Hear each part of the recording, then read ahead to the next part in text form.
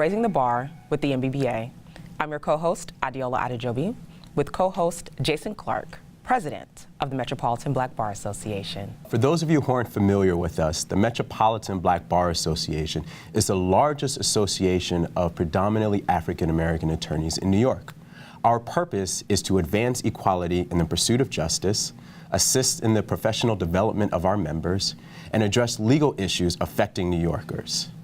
The purpose of Raising the Bar with the MBBA is to foster a substantive conversation about justice issues in our community and to try to identify a couple of solutions in the process. Today, we're going to talk about criminal justice reform. America's criminal justice system is outdated, antiquated, and affecting the lives of millions of Americans. The truth about our criminal justice system is that there's a huge impact on people of color and poor people in America. We are nowhere where we need to be, but people are demanding reform, and it seems that politicians and local officials are now listening.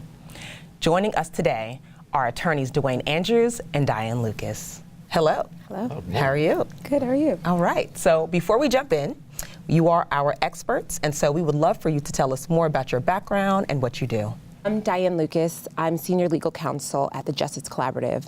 And what we do is we seek to make the justice system smaller, incarcerating way less people than we are now.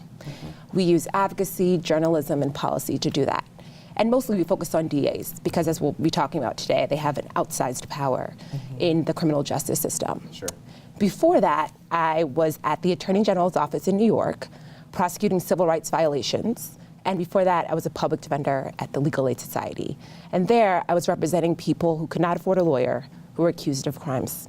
My name is Duane Andrews. I'm Senior Vice President at Patrick B. Jenkins & Associates. We are a full-service government and community relations shop. Part of what I do is help represent some of our clients who are in the criminal justice reform space. We currently represent the New York State Association of Criminal Defense Lawyers. In the past, we have represented the Cattell Center for Justice. Before I came to Patrick Jenkins & Associates, I worked in the lobbying shops of two big law firms, Blank Rome and Cozen O'Connor. And way back, a long time ago, I used to work on Capitol Hill, so I worked for former Congressman Floyd Flake, and I've worked in the city council as well before that. That's amazing. Yeah. And so before we delve in, let's just talk generally about the scale of the problem. Yeah, so we are at a crisis point in this country. So in America, we are 5% of the world's population, yet we have 25% of the world's prison population. Since 1970, the prison population has skyrocketed by 700% to 2.3 million. And here at home in New York City, we've had 77,000 people cycled through Rikers in 2015, and that's actually lower than it's been in the past. And of those people who were in Rikers, 79% of them they haven't been convicted of anything. They're waiting for trial. Right. And so those numbers alone are staggering. But then now look at the racial disparity. Of the people who are in Rikers, 89% of them are Black and Latinx. And when you look at the financial toll that this is taking on the city, that is astronomical as well. It's $237,000 a year for one inmate at Rikers. And we can't ignore the impact that this has on communities, the human cost. Right. So this is tearing apart families, like I said, communities, and of course, predominantly Black and Latino communities in our city. So we are in a moment. So yes, we're in crisis, but as you mentioned in your opening remarks, people are starting to talk about reform and what's needed and are really, getting excited for that. To go back to your remarks, as you said, elected officials are beginning to really prioritize focusing on criminal justice reform. And I think that we are at maybe a watershed moment, particularly with the state Senate turning into a full Democratic majority and being able to focus on pieces of legislation that were previously blocked because of the Republican majority and then the Republican IDC majority. And so we see a time where Governor Cuomo has recognized that these criminal reform efforts can actually be passed this year. He introduced many of them last year, and he has reintroduced them again this year. And we are at a point now where it's kind of interesting because now it's not what will these reforms pass, but it's more kind of what the scale of them will be. What will they actually look like in detail as opposed to in concept, because there's been a lot of time spent on just trying to get the concept through. And now it's funny, the advocates are actually really arguing about the nuts and bolts and how these reforms will actually work and will they go far enough. Right, and that's great because I think you're right. I mean, there definitely seems to be a lot of momentum behind these issues, and for the first time, I think, in a while, it really seems like it's in the beginning or really at the forefront of what may change or what changes will be out there in the future. So, in particular, when we talk about prosecutors, what is the role of a prosecutor, and how can that be a part of this larger conversation about how we can reform the criminal justice system? Prosecutors are key in this conversation. So when you look at the data and what's been driving mass incarceration in our country and in our city, you see that prosecutors have a huge role in this, and up until recently, there wasn't much attention being paid to them. And so let's talk about what a prosecutor does, because a lot of people don't know. Right. So a prosecutor is in charge with prosecuting criminal violations. There's state prosecutors and there's federal prosecutors. We're going to focus on state prosecutors. One, because we're here locally, but two, because most of the people who are incarcerated in state prisons, not federal. So the prosecutor makes most of the key decisions in a case. They decide whether to charge the case, or they could decline it. They decide whether to charge it as a misdemeanor or a felony. They decide whether they charge a case that has a mandatory minimum, meaning that the judge has very little to no discretion in the sentencing. So that can mean that someone could face 25 years to life or 0 time in jail. This is all in the power of the prosecutor. The prosecutor can also really determine bail. So they determine how hard they push when asking the judge for bail, or even to ask the judge for bail, and the amount of bail. And judges usually take heed to what prosecutors ask for. A huge part of it is plea bargaining. They determine what they're going to ask for in terms of the charge and the sentence. And plea bargaining is when the defense attorney and the prosecutor come together to negotiate what sentence, what charge a person would get if convicted, if they take the plea deal. And so that just is such tremendous power that they have. As you can tell, they can dramatically shift the number of people who are incarcerated just by changing the way they make those decisions. Right. And that makes a ton of sense, especially when we're talking about prosecutors when it comes to the issue of discretion, when it comes to the issue of plea deals. And the great thing about it is, if I am correct, I believe we have a couple of DA races that are starting to get hot and contested as we speak. Yeah.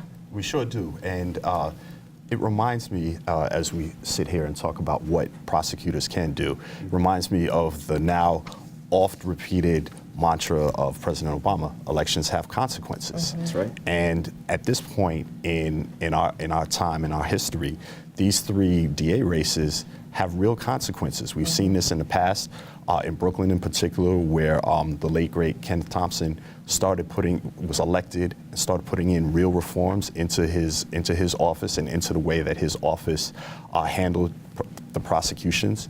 We saw that picked up afterwards by Eric Gonzalez, who's doing a great job in pushing his reforms as well. I live in Queens, and so I look at the election of whomever will be the next district attorney in Queens and look at it as a turning point with respect to kind of how prosecutions are handled and the discretion that Diane talked about. Because, I mean, that it's time for a change when the New York Post does an editorial about the current DA and hopes that whomever comes in after him will continue to maintain kind of the way the office is being run and shouldn't be taken over by a liberal who may implement certain criminal justice reforms that will injure the safety of the residents of Queens. I'm here to tell you that as a resident of Queens, I'm happy to see any of the currently declared candidates implement their criminal justice reform.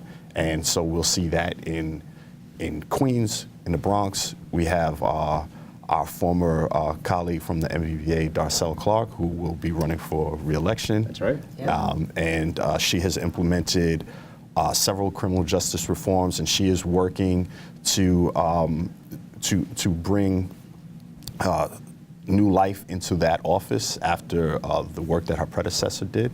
And then we have one more in Staten Island. So we'll see what happens. I think that it's going to be very interesting to see how each of these district attorneys, as well as continue to see what's happening, what's going on in Manhattan, just to see how they continue to work with what's going on. Because a lot of what we're seeing on the legislative side are things that we hear DAs saying, well, we're already doing that. Maybe you don't need to have legislation. But the fact of the matter is that, again, elections have consequences. You may not actually be in that office forever, and we need these things set in law so that whomever comes after you, you can get hit by a bus or something, unfortunately, or have an illness like D.A. Thompson had, and then your reforms may go all to naught if you don't have a successor who's going to continue to follow them. So that's why we need these laws, and that's why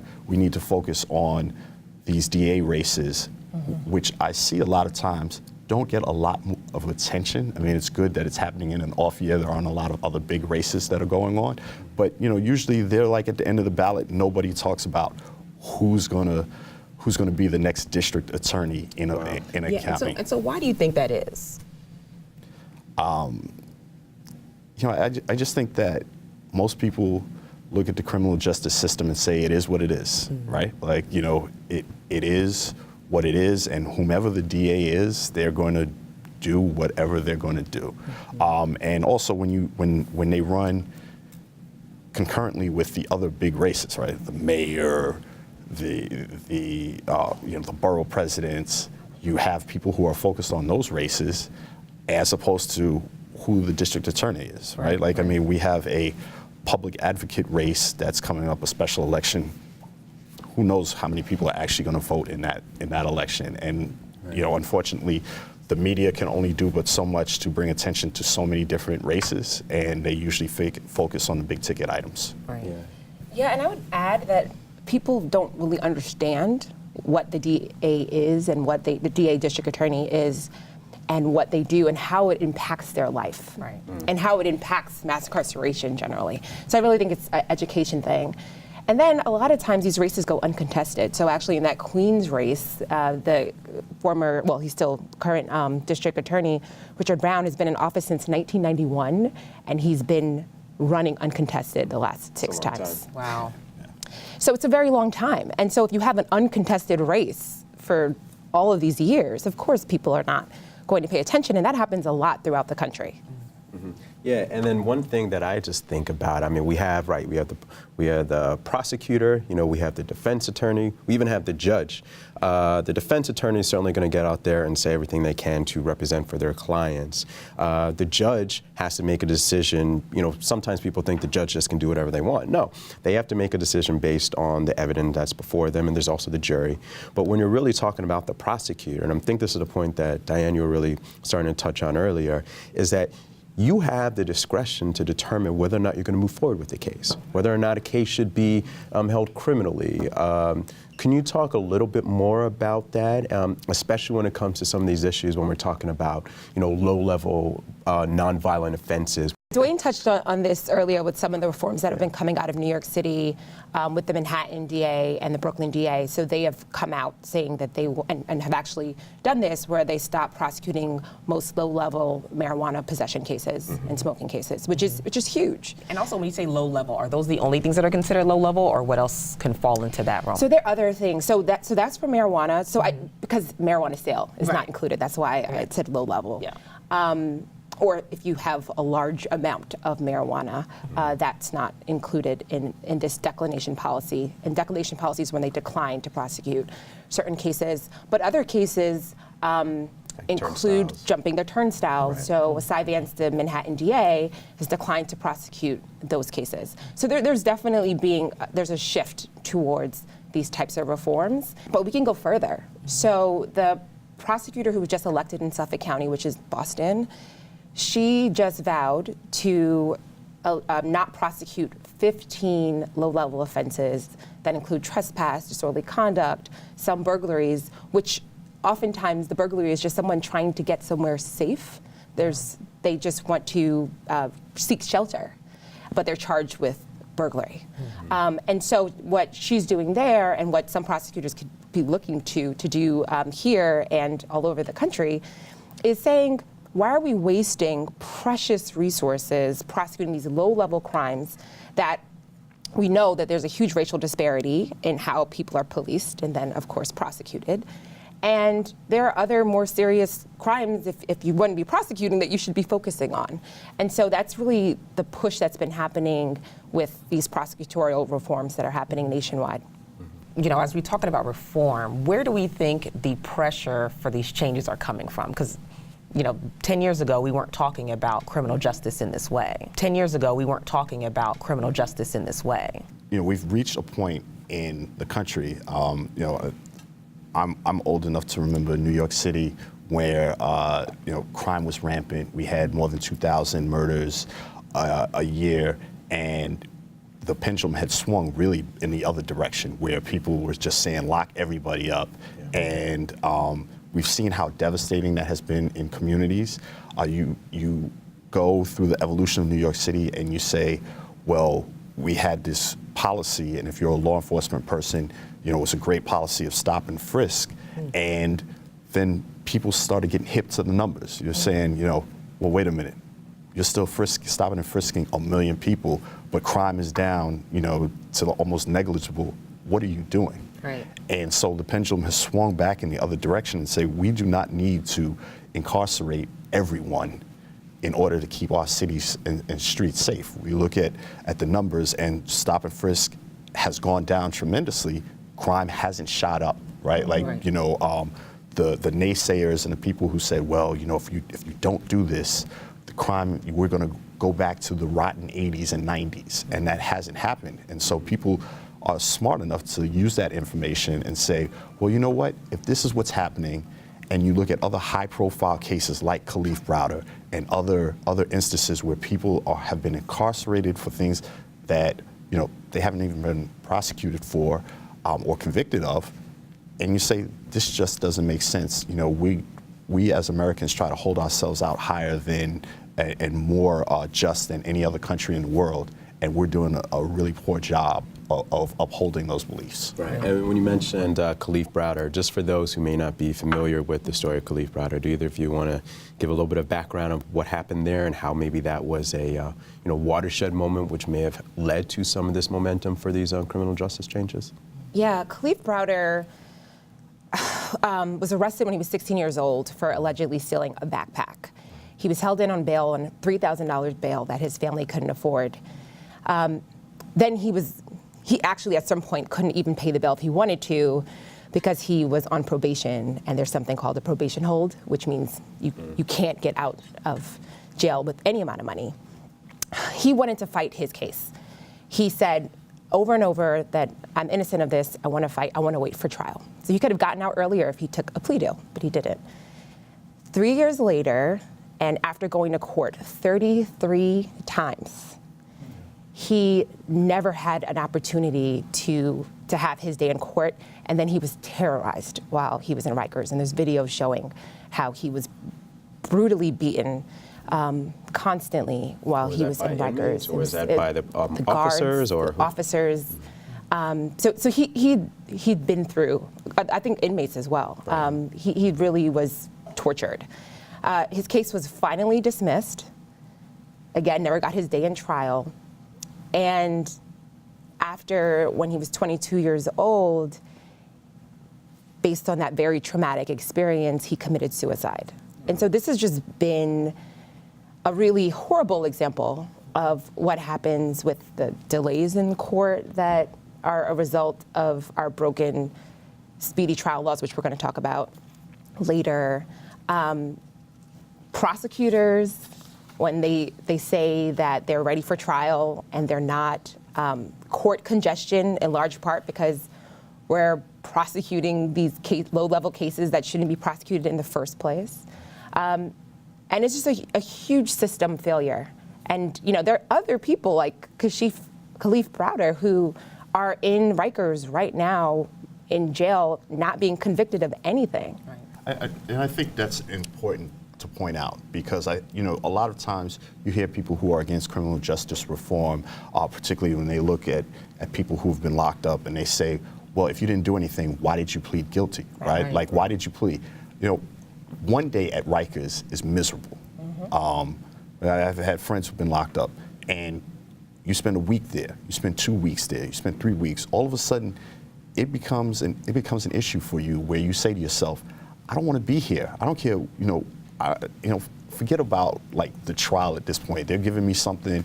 I'll do time served, and I'll be back out. And so it's important to realize that enforcing discretion, enforcing speedy trial, these are things that will help ameliorate these issues, so that our brothers and sisters who are languishing in prison because they can't make bail or because of these other issues can actually be out, and they don't have a record just because they decided to take the deal so they could go home. Right. Yeah. And I, when I was a public defender, I know of clients who were innocent, whether they're actually innocent or there was no evidence to support that they committed this crime, who just pled guilty because they did not want to languish in jail waiting for a trial because they couldn't afford bail. Right. And that is a huge injustice in our system. And we're going to talk more about discovery, but the fact that in New York, in many counties, and under the law, the DA does not have to give you discovery, which means evidence of your case, until the eve of trial. And so I had trials where I didn't get witness statements. I didn't learn what the witnesses said, if they had a criminal record, or all those things until literally 12 hours before the trial, or even less than that. Right. And is that normal? I mean, is that the same in other states, or are we just one of the few? We're a huge outlier. We're actually one of 10 states that has this kind of law where you don't get discovery until the eve of trial. I mean, Texas, which is well known as being tough on crime, infamous for it, they even have open discovery, which allows you to know what you're facing, right? Innocent or guilty, you should have the right to know what the evidence is against you. Right, and then also in terms of capacity with the attorneys, can we even withstand that in New York City? Do we have enough attorneys to where we can review something within 12 hours and have enough information to defend someone appropriately? No. No. Emphatically no. No.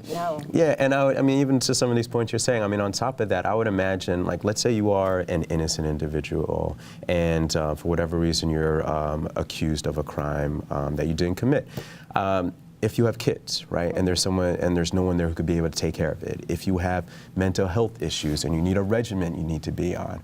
I mean, there's so many other reasons I could think of that aren't just talking about the actual clear thing as, whether or not I want to plead guilty or not. It's just about needing to get home for whatever reason. And then especially when you're talking about Khalif Browder, when you see some of the videos and some of the things that happen, it's also hard to think about what happens to you when you've been in that environment for a while. So could you talk a little bit about that? I'll jump in here because I think, it goes back, Adeola, to part of your question about how did we get here in the first place, right? Yeah. And I think that there are more and more people that are focused on the fact that there are these societal issues that go along with mass incarceration. And those issues are coming out to the forefront. And this is one of these areas where both sides of the political spectrum, they may come at it from different ideas, but it's the same issue as far as they're concerned, right? Like, we are locking people up, and it's costing. If you're a liberal, a stereotypical liberal, you're worried about the societal ills that go along with it. If you're a conservative, prototypical conservative, then what you're thinking about are the costs, the drain on the taxpayer, the money that it takes to incarcerate people, and then the lack of productivity as far as having somebody who could be an able-bodied working person being productive and producing for society. you talked about families being affected. You look at certain areas in New York City in particular, and you look at complete communities just gone, right? People locked up. You know, I've lived in my same neighborhood for 45 years. Some of the people that I grew up around are just coming home, right? And they come home, and there's what are they going to do? Right. And also, before we delve into that, you know, in these last 5 minutes, I do want us to have an opportunity to talk about the legalization of marijuana in New York. Okay. Well, I mean, and that's actually, you know, one of the things that maybe they should be able to do.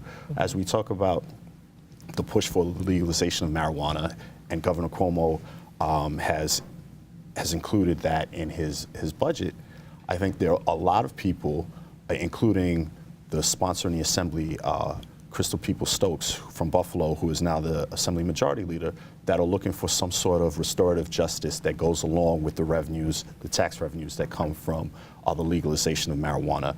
I know that I've spoken to people in neighborhoods and activists who say if marijuana is going to be legalized, then some of the brothers and sisters who were incarcerated before should be able to be the entrepreneurs that they were locked up for in the 80s and 90s. In the 2010s and 2020s, they should be able to benefit from that same entrepreneurial spirit now that marijuana is legal. Yeah, and it's a racial justice issue, right? When you look at the numbers, the majority of people who are arrested for marijuana, who were arrested for marijuana, and who are now currently prosecuted still with the loopholes in the declination policy, are majority Black and Latinx. And this is a big reason why a lot of racial justice organizations have been advocating for this as well. What are some reforms, or what are some things you'd like to actually see happen? So obviously marijuana legislation, that's really important as a racial justice issue. We talked about speedy trial and actually having that right. It's a constitutional right under the 6th Amendment to have a fair and speedy trial, and that just doesn't happen. You have like the circumstance with Khalif Browder being in jail for 3 years waiting for a trial. So we need reform there. We need open discovery here, as we mentioned before. And then another big thing is clemency. So the governor has the right to actually suspend someone's sentence and have them be able to enter the world again and no longer be in prison. So that's a huge tool. But what we can do, we can all demand reform. There are elections coming up, as we talked about, and the legislature is in session right now. Yeah. So you can call your elected officials and say that I want these reforms. I know what's going on. I've been following the news. I know about the bills that are up, and I really want you to pay attention and to vote. That's all the time we have.